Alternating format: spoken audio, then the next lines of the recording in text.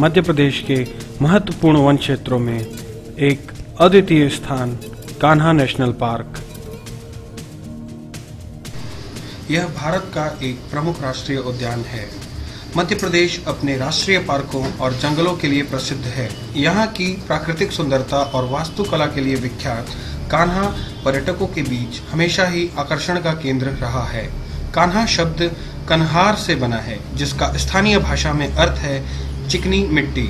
यहाँ पाई जाने वाली मिट्टी के नाम से ही इस स्थान का नाम कान्हा पड़ा। इसके अलावा एक स्थानीय मान्यता यह रही है कि जंगल के समीप गांव में एक सिद्ध पुरुष रहते थे, जिनका नाम कान्हा था। कहा जाता है कि उन्हीं के नाम पर कान्हा नाम पड़ा।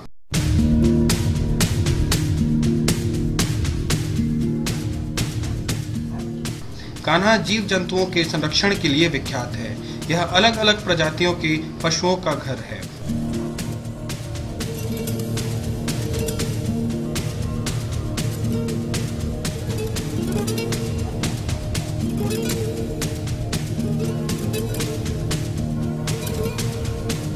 जीव जंतुओं का यह पार्क 1945 वर्ग किलोमीटर के क्षेत्र में फैला हुआ है।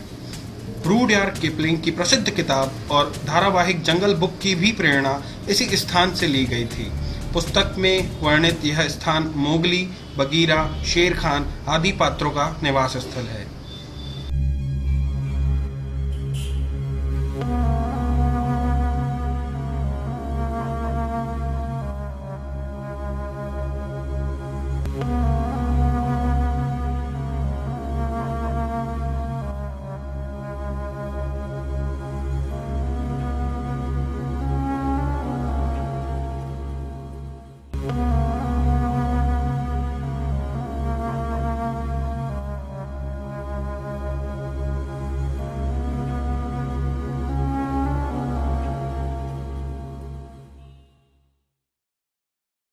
Actual Kanha was born in 1933-35 subsequently, और उस समय जब ये पैदा हुआ था उस समय इसकी काउंटिंग थी 40 कान्हा में, अगर बेसिकली देखा जाए तो।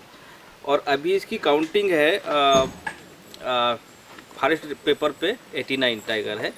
और ये नेशनल पार्क जो डिक्लेयर हुआ था 1955 में हुआ था, और जो रिजर्व फॉरेस्ट डिक्लेयर जो हुआ वो 1973-74 में हुआ है। और इसका संरक्षण काफ़ी अच्छा तरीक़ा से हो रहा है।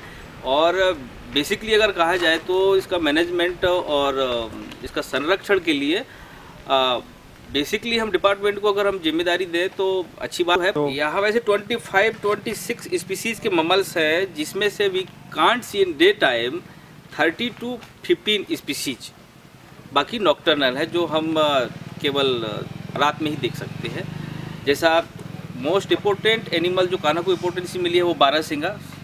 ये केवल घास ही खाता है, कोई भी पेड़ की पत्ती नहीं खाता। ये देखिए जैसे आपका घर है वैसा, जैसे आप अपने घर के मेंबर हो और आपका आवरण घर है, वैसे ही जानवर भी उस फैमिली के मेंबर है। और ये जो जंगल है वो आच्छादित, आई मीन कवर्ड जो है, वो बहुत महत्व रखता है। इसके लिए मैं बताना चाहूँगा कि सबसे पहले हमको ये देखने में आया कि हमने ट्रांजेक्ट लाइन भी किया था यहाँ पे कि दिनों दिन ग्रासलैंड टाइट हो रहा है, बहुत सकरा होते जा रहा है। तो उसका भी ऑब्जर्वेशन किया गया, ये देखने में आया। तो हमने ग्रास लैंड को डेवलप किया गया, जैसे जो पलास है और जो सेमल है इनका भी अप्रूवमेंट हुआ इस पेड़ों का। और ये देखने में आया कि जहाँ ग्रास होगा वहाँ पे डियर होंगे, जहाँ डियर होगा वहाँ टाइगर होगा, जहाँ टाइगर होगा वहाँ जंगल होगा। ज्योग्राफिकल या भौतिकी कंडीशन में हम जाएँ, भौतिक स्थिति में जाएँ, तो इंडिया में reserve forest like this Kanha केवल 6% है, 6% है। और इसको जो प्रकृतिविद है इनका मानना है कि आने वाले भविष्य में या निकट भविष्य में इसको 15% करना है, ताकि एनवायरनमेंट या पर्यावरण एक बैलेंसिंग हो। कुछ परसेंट ग्रासलैंड है, जो भी यहाँ पे जो 1973-74 में जो रिलोकेटेड जो विलेज हुए हैं 27 विलेज, तो वो सभी ग्रासलैंड में कन्वर्ट हो गए हैं, नंबर 1।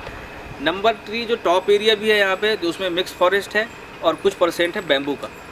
कान्हा में अगर देखा जाए तो मेरी नॉलेज में 65% साल फॉरेस्ट है। साल फॉरेस्ट की क्वालिटी ये है कि जितनी ज़मीन के ऊपर होती है जस्ट डबल ज़मीन की नीचे होती है। सबसे बड़ी स्पेशलिटी ये है कि इसका जो प्लांटेशन है सक्सेस नहीं है, natural grow, only natural grow. और ये आपको ताजुब होगा कि एक प्रैक्टिकल है इसका कि 100 साल खड़ा, 100 साल पड़ा, 100 साल अड़ा। अगर 300 साल तक आप अपने घर में यूज करोगे सड़ेगा गलेगा नहीं है। और एवरग्रीन।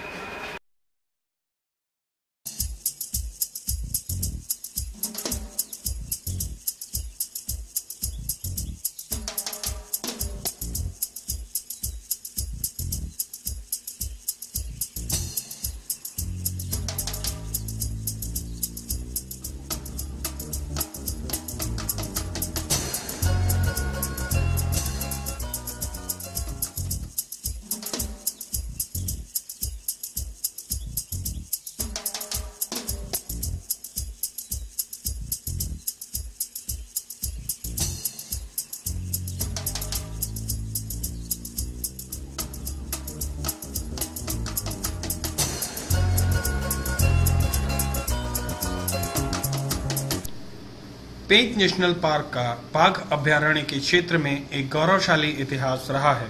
पेंच नेशनल पार्क की स्थलाकृति नम आश्रय घाटियों से लेकर खुले शुष्क पर्णपाती वन के वनस्पति के एक मोज़ेक का समर्थन करता है। पौधों की 1200 से अधिक प्रजातियों के कई दुर्लभ और विलुप्त प्राय के रूप में अच्छी तरह से वनस्पति महत्व के पौधों सहित क्षेत्र से दर्ज किया गया है।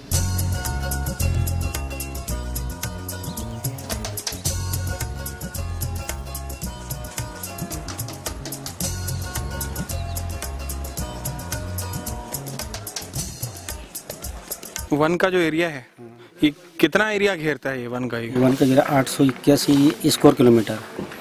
881 स्क्वायर किलोमीटर का एरिया घेरता है जी हाँ, जिसमें 2 एरिया, छिंदवाड़ा डिस्ट्रिक्ट और सीमी डिस्ट्रिक्ट। अच्छा। जिससे पेंच रिवर क्रॉस है। पेंच नेशनल पार्क में घास के पैच के साथ मिश्रित वन का प्रभुत्व है। उच्च वास विविधता चीतल और सांभर की उच्च आबादी के पक्ष में है। पेंच टाइगर रिजर्व भारत में शाकाहारी के उच्चतम घनत्व प्रति वर्ग किलोमीटर 90.3 जानवरों को आकलित करता है।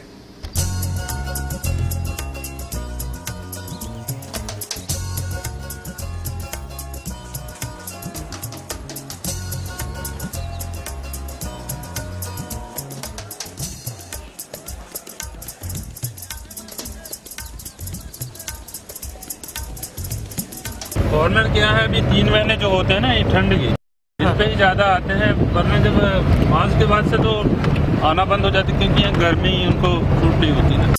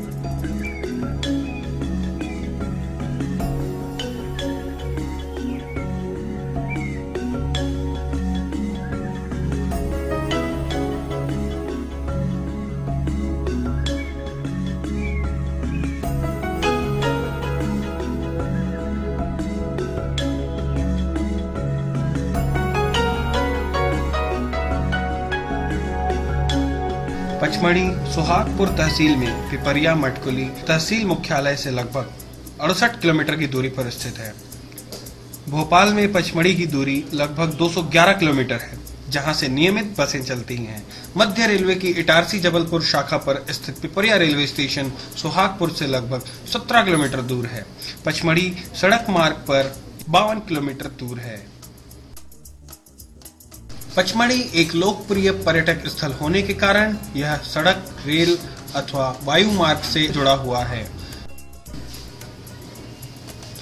किसी भी माध्यम से यहां सरलता से पहुंचा जा सकता है।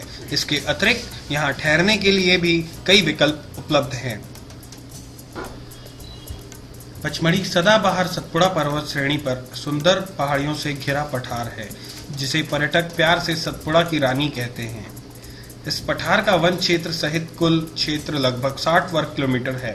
सामान्य मान्यता के अनुसार पचमढ़ी नाम पांडवों की 5 गुफा से व्युत्पन्न है, जिनके संबंध में माना जाता है कि उन्होंने इस क्षेत्र में अपना अज्ञातवास का अधिकांश समय बिताया था। ग्रीष्म काल में यहाँ अधिकारियों की अनेक बैठकें भी होती हैं। यह आरोग्य निवास के रूप में उपयोगी है।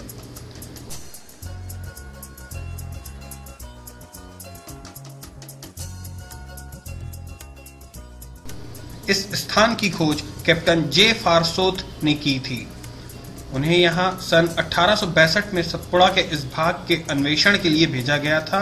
उन्होंने यहाँ एक फॉरेस्ट लॉज का निर्माण किया और the highlands of central India नामक एक प्रसिद्ध पुस्तक लिखी, जिसमें सतपुड़ा पर्वत श्रेणी की उत्कृष्ट सुंदरता का चित्रण है, किंतु हांडीखो के समीप मग्न झोपड़ियों के स्थलों के रूप में अति प्राचीन सभ्यता के चिन्ह विद्यमान थे।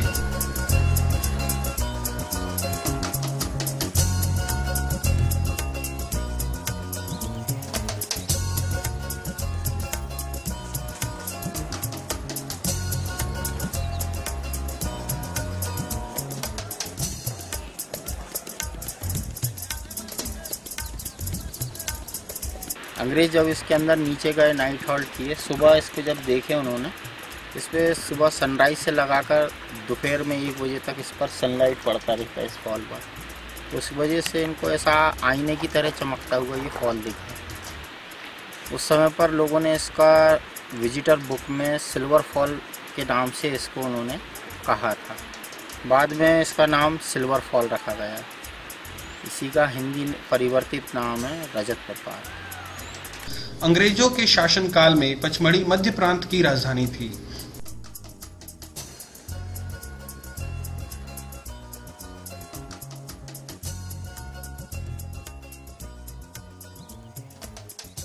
अभी भी मध्य प्रदेश के मंत्रियों तथा उच्च शासकीय अधिकारियों के कार्यालय कुछ दिनों के लिए पचमढ़ी में लगते हैं।